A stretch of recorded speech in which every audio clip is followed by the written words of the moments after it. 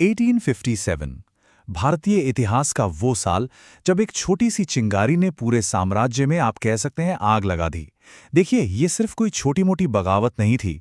ये वो घटना थी जिसने एक trading company east India company के राज को जड़ से उखाड़ फेंका और ब्रिटिश ताज को सीधे मैदान में उतरने पर मजबूर कर दिया। तो सवाल ये उठता है कि आखिर हुआ क्या था 1857 में? ऐसा क्या हो गया कि पूरा का पूरा उत्तर भारत एकदम से भड़क उठा?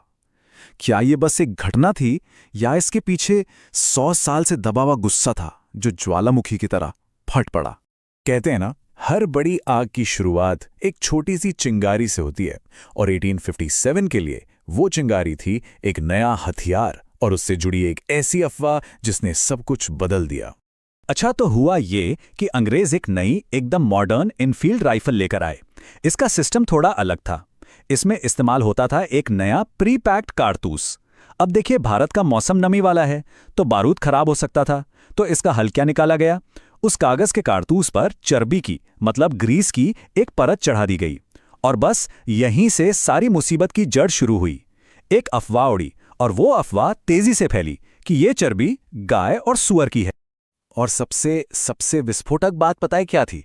राइफल को लोड करने के लिए सिपाहियों को उस चर्बी वाले कारतूस को अपने दांतों से काटना पड़ता था। जरा सोचिए इस बारे में। हिंदू और मुस्लिम दोनों सिपाहियों के लिए ये उनके धर्म पर, उनकी आस्था पर एक सीधा हमला था। एक ऐसा काम जिसे करने से वो मना भी नहीं कर सकते थे। लेकिन एक बात समझनी होगी, ये जो चर्बी वाला कारतूस था ना, ये तो सिर्फ एक चिंगारी थी। असली बारूद तो पिछले 100 सालों से धीरे धीरे इकट्ठा हो रहा था। तो चलिए अब उन असली गहरे कारणों पर नजर डालते हैं जिन्होंने इस महाविद्रोह की जमीन तैयार की।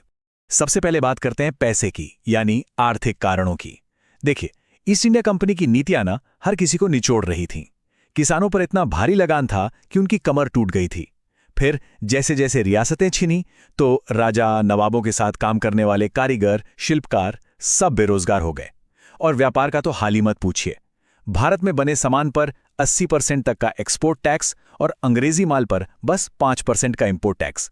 मतलब साफ था, भारतीय इंडस्ट्री को जानबूझकर खत्म किया जा रहा था। फिर आते हैं राजनीतिक कारण। अंग्रेज ना एक एक करके भारतीय राज्यों को हड़प रहे थे। झांसी की रानी से उनका राज छीन लिया, नाना साहब की पेंशन बंद कर दी, अवध पर तो कुशासन का इल्जाम लगाकर कब्जा कर लिया। और जानते हैं इसका नतीजा क्या हुआ? एक झटके में 21,000 तालुकदार यानी जमींदार अपनी जमीन से बेदखल हो गए। ये तो सीधे सीधे भारतीय रूलिंग क्लास को खुली चुनौती थी। और इन कब्जों के लिए उनका सबसे बड़ा हथियार था डॉक्ट्रिन ऑफ लैप्स, जिसे हिंदी में व्यपगत का सिद्धांत कहते हैं। ये बड़ा सीधा सा नियम था उनका। अगर किसी राजा का अपना मतलब सगा बेटा नहीं है तो उसके मरने के बाद उसका राज सीधे कंपनी का हो जाएगा। गोद लिए हुए बेटे को वारिस नहीं माना जाएगा। अब ये बात भारतीय परंपराओं के एकदम खिलाफ थी। और सेना के अंदर तो मानो गुस्सा उबल रहा था। भारतीय सिपाहियों के साथ खुला भेदभाव होता था। वेतन कम, प्रमोशन की कोई उम्मीद नहीं, नायब सूबेदार के पद से ऊपर जा ही नहीं सकते थे। उनकी पगड़ी पहनने पर, तिलक लगाने पर रोक लगा दी गई। और तो और एक नया कानून ले आए कि अब उन्हें समुद्र पार जाकर भी लड़ना पड़ेगा, जो उस समय कई लोगों के लिए धर्म के खिलाफ माना जाता था। तो अब आप सोचिए, इतना सारा बारूद इकट्ठा हो चुका था। आर्थिक, राजनीतिक, सैनिक, हर तरफ गुस्सा था। अब बस एक चिंगारी की देर थी। तो चलिए देखते हैं कि कैसे ये चिंगारी एक भयंकर ज्वाला में बदल गई। और इस ज्वाला को हवा देने वाला पहला नाम था मंगल पांडे, 34वीं नेटिव इन्फेंट्री के एक जांबाज सिपाही। जब उन्हें पक्का यकीन हो गया कि इन कारतूसों में वाकई गाय और सुअर की चर्बी है, तो उनका खून खौल उठा और उन्होंने फैसला किया कि ठीक है, अब इन्हीं कारतूसों से अंग्रेजों को सबक सिखाया जाएगा। इसके बाद तो घटनाएं बहुत तेजी से घटी। 29 मार्च को मंगल पांडे ने अंग्रेज अफसरों पर हमला कर दिया। सिर्फ 10 दिन बाद 8 अप्रैल को उन्हें फांसी दे दी गई। मंगल पांडे इस विद्रोह के पहले शहीद बने और उनकी शहादत की खबर ने आग में घी का काम किया। ठीक 1 महीने बाद 10 मई को मेरठ में सिपाहियों ने खुली बगावत कर दी। उन्होंने जेल तोड़ी, अपने साथियों को छुड़ाया और सीधा दिल्ली की ओर कूच कर गए। दिल्ली पहुंचकर उन्होंने बूढ़े मुगल बादशाह बहादुर शाह जफर को हिंदुस्तान का सम्राट घोषित कर दिया। और ये आग सिर्फ मेरठ या दिल्ली तक ही नहीं रुकी, ये पूरे उत्तर भारत में फैल गई। दिल्ली में कमान संभाली जनरल बख्त खान ने, कानपुर में नाना साहेब और तात्या टोपे ने, लखनऊ में बेगम हजरत महल ने, झांसी में हमारी अपनी रानी लक्ष्मीबाई ने और बिहार में 80 साल के वीर कुंवर सिंह ने। इन सब ने अपने अपने इलाकों में बगावत का झंडा बुलंद कर दी। और यहीं पर एक बहुत जरूरी बात आती है। अंग्रेज इसे हमेशा सिपाही विद्रोह या सिपॉय म्यूटनी कहते हैं, लेकिन ये आधा सच है। सच्चाई ये है कि लड़ने वाले करीब 1.5 लाख विद्रोहियों में से 1 लाख से ज्यादा आम लोग थे। किसान, कारीगर, जमींदार सब शामिल थे। तो ये सिर्फ सिपाहियों का नहीं बल्कि एक जन विद्रोह था। विद्रोह की आग तो बहुत तेजी से फैली, लेकिन अंग्रेजों का पलटवार उतना ही ज्यादा क्रूर और निर्णायक था। तो अब कहानी के दूसरे हिस्से पर आते हैं कि आखिर इस विद्रोह को कैसे कुचला गया और इसके परिणाम क्या हुए। तो सवाल ये है कि इतना बड़ा विद्रोह आखिर फेल क्यों हो गया। देखिए, इसके कई बड़े कारण थे। सबसे पहला, कोई एक सेंट्रल लीडरशिप नहीं थी, कोई एक सोच नहीं थी, सब अपने अपने इलाकों के लिए लड़ रहे थे।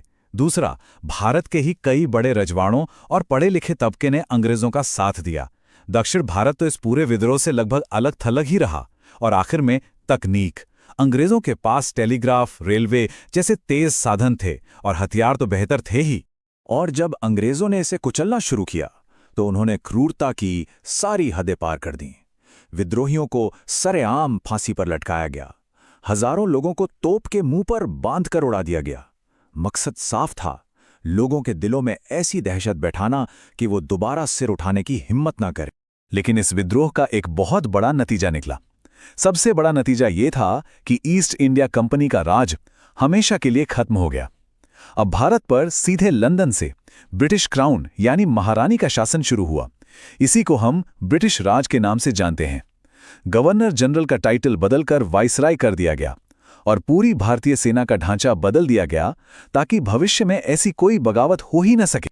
तो हाँ, विद्रोह को कुचल दिया गया। वो असफल रहा, लेकिन इसने भारतीय इतिहास पर एक ऐसी छाप छोड़ी जो कभी मिट नहीं सकती। तो चलिए आखिर में इसकी विरासत को समझते हैं। विद्रोह तो दब गया, लेकिन आज़ादी की जो आग लगी थी वो बुझी नहीं। भारत को पूरी तरह आज़ाद होने में यहां से 90 साल और लगे। लेकिन 1857 उस लंबी और मुश्किल लड़ाई का पहला और शायद सबसे जरूरी अध्याय था। इसी संघर्ष ने हमें रानी लक्ष्मीबाई जैसे नायक दिए, जिनकी बहादुरी का लोहा उनके दुश्मन भी मानते थे। जिस अंग्रेज जनरल सर ह्यू रोज ने उन्हें हराया, उसी ने उनकी मौत पर कहा था, यहां वो औरत सो रही है जो विद्रोहियों में अकेली मर्द थी। सोचिए, ये एक लाइन ही उनके साहस की पूरी कहानी बयां कर देती है। और शायद 1857 की सबसे बड़ी विरासत यही है। ये पहली बार था जब भारत के अलग अलग हिस्सों के लोग, चाहे वो हिंदू हों या मुसलमान, राजा हों या किसान, एक साझा दुश्मन के खिलाफ मिलकर लड़े। हाँ, वो हार गए, लेकिन इस एक साथ लड़ने की भावना ने ही एक साझी भारतीय पहचान की नींव डाली। इसी नींव पर आगे चलकर आज़ादी का पूरा आंदोलन खड़ा हुआ। और आखिर में हम आपको उसी सवाल के साथ छोड़े जाते हैं जिस पर आज तक इतिहासकार बहस करते हैं। क्या 1857 सिर्फ कुछ नाराज सिपाहियों और राजाओं का एक बिखरा हुआ असंगठित विद्रोह था, या ये वाकई में भारत का पहला स्वतंत्रता संग्राम था? इसका जवाब शायद इन दोनों के कहीं बीच में छिपा है।